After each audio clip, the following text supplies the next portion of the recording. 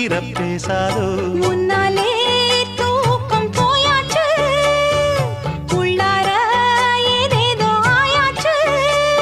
நான் ஏரிக்கர மேலிருந்து 8 திசை பார்த்திரு